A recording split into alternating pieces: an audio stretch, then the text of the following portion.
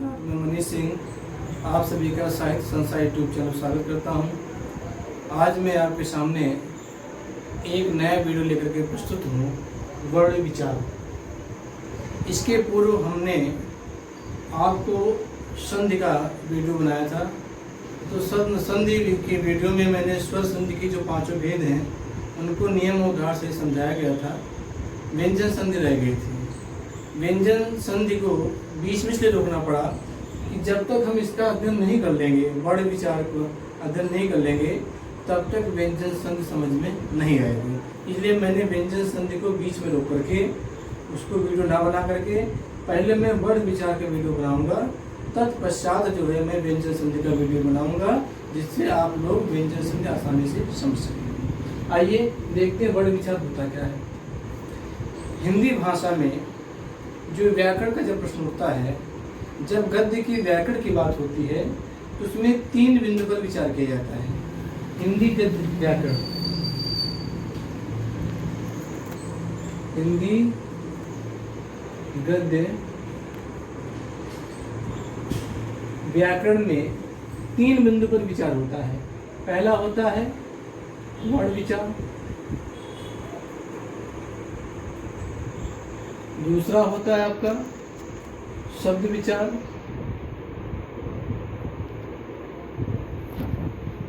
तीसरा होता है आपका वाक्य विचार।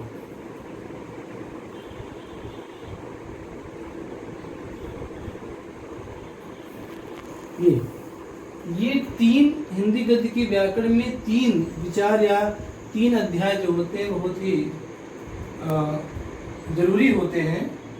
अगर हम लोग इन तीनों के बारे में ढंग से सुपरिचित हो जाएं, तो हमारे ख्याल से फिर आपको हिंदी व्याकरण में कभी कोई दिक्कत नहीं आएगी। अब प्रश्न यह उठता है कि वर्ण विचार क्या होता है, शब्द विचार क्या होता है, वाक्य विचार क्या होता है। वर्ण विचार में जो है अक्षर के बारे में, अक्षर कौन कौन से हैं, अक्षर के कितने भेद हैं, ह्रस्व है, स्वर है, व्यंजन है, स्वर के कितने भेद होते हैं, व्यंजन कितने होते हैं, इन सब का अध्ययन जो है वर्ण विचार में किया जाता है। उसके बाद जो शब्द विचार होता है, शब्द विचार कैसे होता है, वर्णों के समूह से। जब वर्ण सार्थक वर्ण मिलकर के जो शब्द का निर्माण करते हैं वो शब्द विचार कहलाएगा। तो इसमें शब्द की उत्पत्ति कैसे होती है, कैसे हुई। शब्द की उत्पत्ति में आपके बहुत सारे शब्द आते हैं, तुर्की है, अंग्रेजी है, हिंदी के, संस्कृत के, इन सब पर विचार होता है। और वाक्य विचार में जब शब्दों के समूह, जब शब्द इकट्ठा होते हैं, जब शब्दों को जोड़ा जाता है, तो वाक्य की संरचना होती है।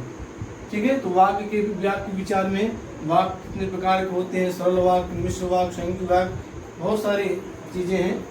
तो इन सब चीज में ये सब अध्ययन होता है। लेकिन आज मैंने जो टॉपिक चुना है वह है वर्ण विचार। आज हम लोग वर्ण विचार के बारे में समझेंगे। जो एक क्रम है हिंदी गद्य व्याकरण का, जो एक पढ़ने का जो क्रम है, उस क्रम के मद्देनजर रखते हुए आज हम लोग जो है वर्ण विचार के बारे में पढ़ेंगे। वर्ण क्या होता है और वर्ण विचार अध्याय के बारे में वर्ण के अंदर क्या क्या चीजें आती हैं, किन किन बातों का अध्ययन हम कर सकते हैं। अतः आइए हम चलते हैं कि वर्ण विचार होता क्या है।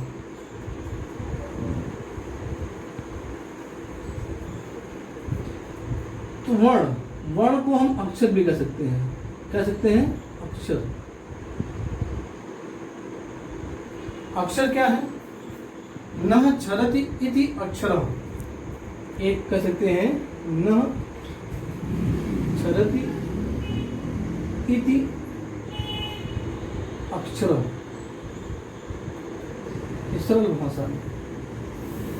इसका मतलब ये हुआ जिस अक्षर का क्षय ना हो, जो कभी नष्ट ना हो, उसे हम अक्षर कहते हैं। अब प्रश्न उठता है कि वर्ण और अक्षर एक ही है। अब प्रश्न उठता है ध्वनि। जब कोई मनुष्य अपने वागेंद्रियों के द्वारा जो वर्ण का उच्चारण करता है वो ध्वनि कहलाएगा। यानी इसे अ है, ई है, उ है। जब मनुष्य इसे वाणी से बोलेगा तो ध्वनि कहलाएगा, लेकिन जब इसे लिखेगा तो वर्ण कहलाएगा। बात क्लियर हुई? जब इस ये स्वर है आपका अरस्वा, अरस्वी, अरस्सु, जब इसको अपने वाणी से, मुख से कंठ से बोलेंगे, वाणी से बोलेंगे, तो जब तक बोलेंगे ये ध्वनि कहलाएगा, और जब हम इसको लिखेंगे अपने नोटबुक पे, कापी पे, तो वर्ण कहलाएगा। ठीक है। अब आते हैं वर्ण किसे कहते हैं। वर्ण उसे कहते हैं जिसकी टुकड़े ना की जा सकें, जिसके टुकड़े ना किए जा सकें उसे हम वर्ण कहते हैं। जैसे मैं लिखता हूँ, इसे लिखा मैंने, नहीं हो सकते हैं इसलिए वर्ण है। लेकिन जब मैं कोई अगर शब्द लिखूं पानी, इसके टुकड़े हो जाएंगे, इसमें आ जाएगा पा धन्नी। ठीक है, इसमें 2 टुकड़े हो गए। फिर इसमें भी 4 टुकड़े हो जाएंगे, जैसे पा में अलंत आ जाएगा। फिर क्या है, पा, ये आ गया आपका। फिर नी में न, और ये आ जाएगा बड़ी, ये आ जाएगा। फिर कितने वर्ण हो गए, 4। इसमें 4 वर्ण हो गए। तो कहने मतलब है वर्ण उसे कहते हैं जो कभी नष्ट नहीं होते हैं, जो हमेशा निरंतर जो है जीवित रहते हैं, कभी भी नष्ट नहीं होते हैं। ठीक है, या भी कह सकते हैं, फिर सरल भाषा में कह सकते हैं वर्ण उसे कहते हैं जिनके टुकड़े ना किए जा सकें, उसे हम वर्ण कहते हैं। ठीक है, जैसे कि मैंने आपको एक सेंटेंस बता दिया, न क्षरत अक्षरा। अक्षरा मतलब होता है अक्षर, जिससे मतलब अक्षर बड़े एक ही होते हैं। न क्षर मतलब होता है नष्ट होना, जो अक्षर कभी नष्ट ना हो उसे हम अक्षर कहते हैं, वर्ण कहते हैं। अब मैंने यहाँ समझा दिया ध्वनि वर्ण में क्या अंतर है।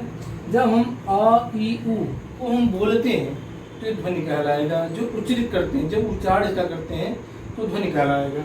जब हम लिखेंगे अपने कापी में तो लिखित रूप में वर्ण हो जाएगा।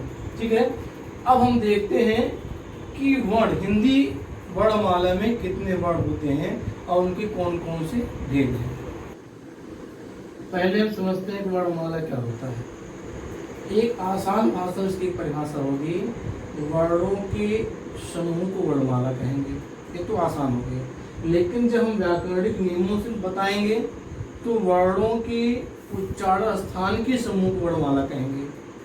मैं लिख देता हूँ, वर्णों के, अब आप देखिए उच्चारण स्थान एक शब्द आया हुआ है, तो वर्ण का और उच्चारण स्थान का बहुत गहरा संबंध होता है।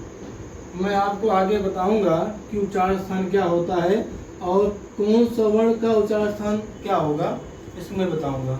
तो वर्णमाला का आसान सी परिभाषा होगी कि वर्णों के उच्चारण स्थान के समूह को वर्णमाला कहते हैं। वर्ण क्या हो गए, वर्ण किसे कहते हैं, वर्ण उसे कहते हैं जिसके टुकड़े ना किए जा सके, उसे वर्ण कहते हैं। वर्णमाला किसे कहते हैं, जो वर्णों के उच्चारण स्थान के समूह को वर्णमाला कहते हैं। अब आते हैं वर्ण के भेद। वर्ण के 2 भेद होते हैं, एक होता है स्वर, दूसरा होता है व्यंजन।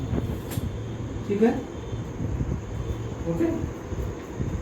आपकी हिंदी भाषा में 11 स्वर हैं। कितने हैं, 11। व्यंजन कितने हैं, 33। व्यंजन कितने हैं, 33। ठीक है, और आपकी हिंदी वर्णमाला में वर्ण कितने हैं, 52, 52 वर्ण हैं। ये प्रतियोगी परीक्षाओं में हमेशा पूछा भी जाता है कि आपकी हिंदी भाषा वर्णमाला में कितने वर्ण हैं, तो आप लिखेंगे 52।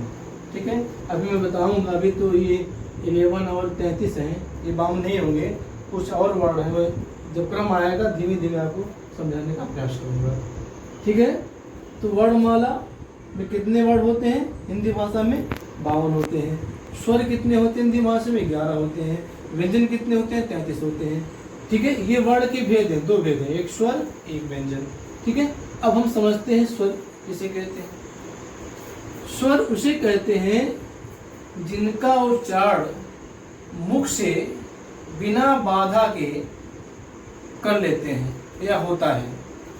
स्वर उसे कहते हैं जिनका उच्चारण बिना निर्बाध गति से होता है, यानी बिना कोई बाधा के जिसका उच्चारण कर सकते हैं, उसे हम कहते हैं स्वर कहते हैं। और स्वर किसी भी दूसरे वर्ड की सहायता से नहीं बोले जाते हैं, ये स्वतंत्र होते हैं।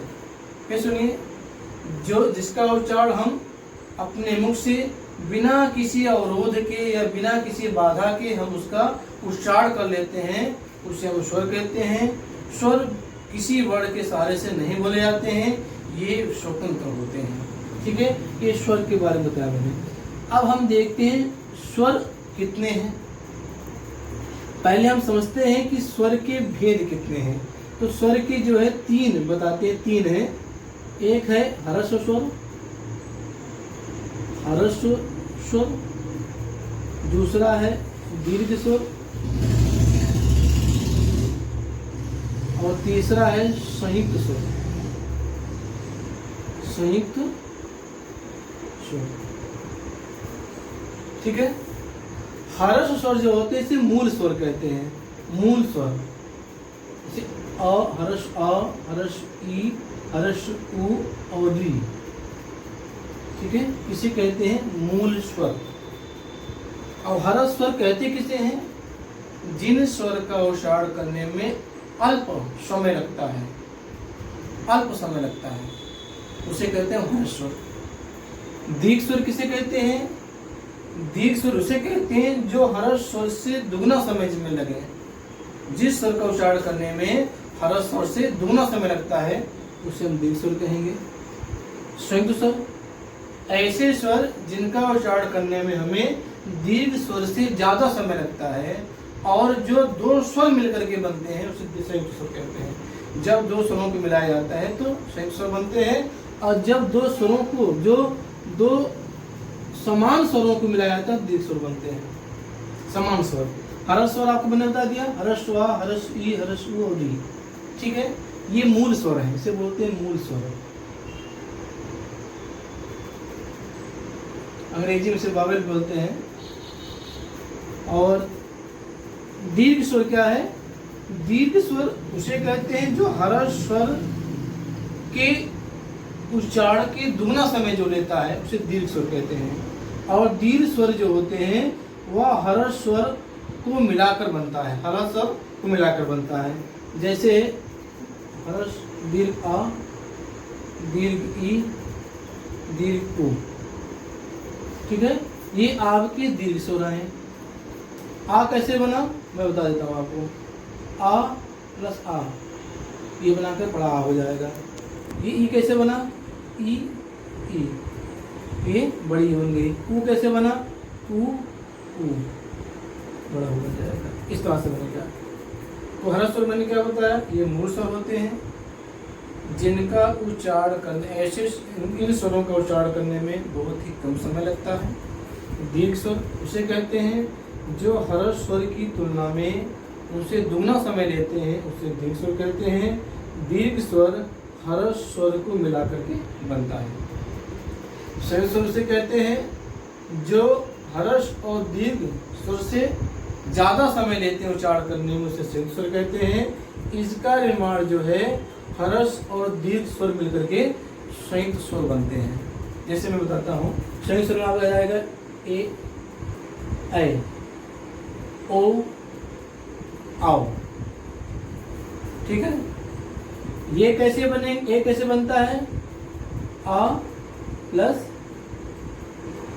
ई। ह्रस्व आ, ह्रस्व ई जब मिलते हैं ए बन जाते हैं। और ऐ कैसे बनता है? आ प्लस ए, ऐ बन जाएगा। ओ कैसे बनता है? आ, ह्रस्व आ प्लस उ, उ बन जाएगा। औ कैसे बनेगा? ह्रस्व आ प्लस उ, औ बन जाएगा। ये संयुक्त स्वर है जो ह्रस्व और दीर्घ स्वर बनकर बनते हैं। जब ह्रस्व स्वर, जो ह्रस्व स्वर मैंने बताया आपको, ह्रस्व आ, ह्रस्व ई, ह्रस्व री। दीर्घ स्वर बताया मैंने, दीर्घ आ, दीर्घ ई, दीर्घ उ। ठीक है, तब इन दोनों स्वरों को जो मिलाया जाता है, ये इन स्वरों को जो मिलाया जाता है तो बन जाते हैं संयुक्त स्वर। ठीक है, अब मैंने आपको बताया था स्वर 11 होते हैं हिंदी में। हम गिन लेते हैं कितने हो रहे हैं। नहीं, 1 2 3 4 5 6 7 8 9 10 11, ये 11 आपके स्वर हैं। ठीक है, समझ में आ गया? हम आप देखते हैं कि ये जो हर्ष स्वर है, दीर्घ स्वर और संयुक्त स्वर है, इनका उच्चारण स्थान क्या है। जैसे मैंने बताया था कि जब वर्णमाला परिभाषा बताई आपको, वर्णों की उच्चारण स्थान के समूह को वर्णमाला कहते हैं। उच्चारण स्थान मतलब ये होता है कि ये चाहे स्वर हो चाहे व्यंजन हो, ये मनुष्य की मुख से निकलते हैं।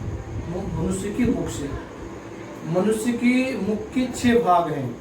6 भाग कौन कौन से? कंठ, तालु, मूर्धा, दंत, ओष्ठ और नासिका।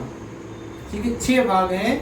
इन्हीं 6 भागों से चाहे वो स्वर हो चाहे व्यंजन हो, उनका उच्चारण होता है, उसे कहते हैं उच्चारण स्थान। और उच्चारण स्थान कौन सा स्वर आप हमारे मुख से किस अंग से उसका उच्चारण होता है। अब इसको समझते हैं कि हर्ष आ का उच्चारण हमारे मुख से किस अंग से हो रहा है, इसको हम समझने का प्रयास करते हैं, है ना। तो मैंने आपको हिंदी भाषा में जो 11 स्वर बताए हैं, उन 11 स्वरों का क्या क्या उच्चारण स्थान हमारे मुख से होता है। जैसे मैंने बताया कि हमारे मुख में 6 भाग हैं, जो हमारे मुख के जो विभिन्न अंगों से जिन जिन अक्षरों का हम जो है उच्चारण करते हैं, वो उच्चारण स्थान कहलाएगा। जैसे हर्ष आ और दीर्घ आ, ये कंठ से बोलते हैं। अ जब हम बोले कंठ से बोलते हैं, कंठ, ये कंठ है। अ आ, इसमें जो मुंह हमारा पूरा खुल जाता है, ये कंठ कहलाएगा आपका। ठीक है। ई तालु, ई जो बोलते हैं, हमारी जो जीवा है, ये जीवा पीछे जाकर के जो खुला हुआ भाग है इससे टकराती है तो ताल होती है। ई बोलते हैं, ये तालु कहलाएगा। री को जब उच्चारण करते हैं री, तो हमारी जो जीवा है ये ऊपर उठती है, और हमारा जो ऊपर वाला भाग है दांत, उसके जो पीछे कठोर भाग है वहां पर लड़ती है, तो री का उच्चारण करते हैं, री। इसे बोलते हैं मूर्धा। ओष्ठ, ऊ जब ऊ का उच्चारण करते हैं तो ओष्ठ हमारे हिलते हैं। ओष्ठ मतलब ओठ। ओष्ठ मतलब ये तत्सम भाषा है, इसे तत्सम कहेंगे ओठ। ठीक है। ऊ का उच्चारण कैसे होता है? ओष्ठ या ओठों से। अब आते ए कंठ तालु। जब मैंने आप ये संयुक्त स्वर है, मैंने आपको समझाया था संयुक्त स्वर, तो जो ए बनता है वो बनता है आ से और ई से। इससे बनता है ये आ और ई, हर्षवा और ई से। तो हर्षवा क्या है? कंठ है। ई क्या है? तालु है। तो कंठ तालु, ये कंठ और तालु दोनों से बोले जाते हैं। ये भी आपका। इसके बाद ओ और औ है। तो ओ मैंने कैसे बताया था? संयुक्त स्वर है ये। तो मैंने बताया था आ और ऊ। आ और ऊ हर्ष स्वर जब मिलते हैं, मिलकर बनते हैं तो ओ बनता है। तो आ क्या है? कंठ है। ऊ क्या है? ओष्ठ है। ये कंठोष्ठ हो जाएगा, यानी इसका औ औ ओ औ ओ औ, तो ये कंठ से भी होते हैं और ओष्ठ से भी इसका उच्चारण किया जाता है। तो ये आपको मैंने उच्चारण स्थान आपको बताए कि हमारे जो स्वर हैं, स्वर कितने हैं? 11 हैं। और स्वर के कितने भेद हैं? हर्ष स्वर, दीर्घ स्वर और संयुक्त स्वर। ये आपका आएगा हर्ष स्वर, ये भी आपका हर्ष स्वर, ये भी हर्ष स्वर, ये भी हर्ष स्वर। ठीक है। दीर्घ स्वर क्या आएगा? ये आएगा। और ये जो चारों हैं ये आपका आएगा संयुक्त स्वर में, जो हर्ष स्वर जुड़कर बनते हैं, संयुक्त स्वर कहलाते हैं। ठीक है।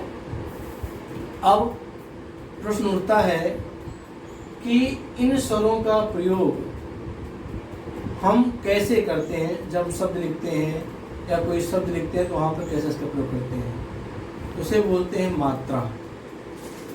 क्या बोलते हैं? मात्रा। ठीक है। स्वर जो होते हैं वह व्यंजन के साथ जब लगते हैं, स्वर जो हैं जब व्यंजन के साथ लगते हैं तो व्यंजन साथ लग करके जो निर्माण होता है उसे हम कहते हैं मात्रा। कितने ही 10 हैं। ये कितने हैं? स्वर की मात्रा कितनी होती है? 10। स्वर जो है किससे मिलकर चलते हैं? व्यंजन से। और जो व्यंजन होते हैं वह बिना स्वरों की सहायता से नहीं बोले जा सकते। यानी अगर हमको व्यंजन बोलना है तो स्वर की सहायता लेनी होगी। अभी जब व्यंजन पढ़ाऊंगा आपको समझाऊंगा। एक उदाहरण के तौर पर हम क, जब हम क बोलते हैं क, तो जब का को उच्चारण करेंगे तो आ रहा है, ये आ, ये हलन तब लगता है जब स्वर का लोप हो जाता है। क यानी कोई भी व्यंजन है वह बिना स्वर की सहायता के नहीं बोले जाएंगे। स्वर तो स्वतंत्र होते हैं लेकिन व्यंजन स्वतंत्र नहीं होते हैं, उनको बोलने के लिए स्वर का सहारा लेना पड़ता है। अब आते हैं मात्रा। मात्रा कहाँ लगती है? व्यंजनों पर। कैसे? जैसे मैंने बताया अ, इसकी कोई मात्रा नहीं है, इसकी मात्रा ऐसी आएगी। ये ई है, इसकी मात्रा ऐसी आएगी। ये दीर्घ है, इसकी मात्रा ऐसी आएगी। ये ऊ है, इसकी मात्रा ऐसी आएगी। ये बड़ा ऊ है, इसकी मात्रा ऐसी आएगी। ये री है, इसकी मात्रा ऐसी आएगी। जो इंग्लिश का सी होता है, सी, जैसे हम सी बनाते हैं इंग्लिश में, तो ये सी, री, ठीक है। उसके बाद क्या है? फिर ए आता है, इसकी मात्रा ऐसे आएगी। ए आता है, इसकी मात्रा ऐसे आएगी।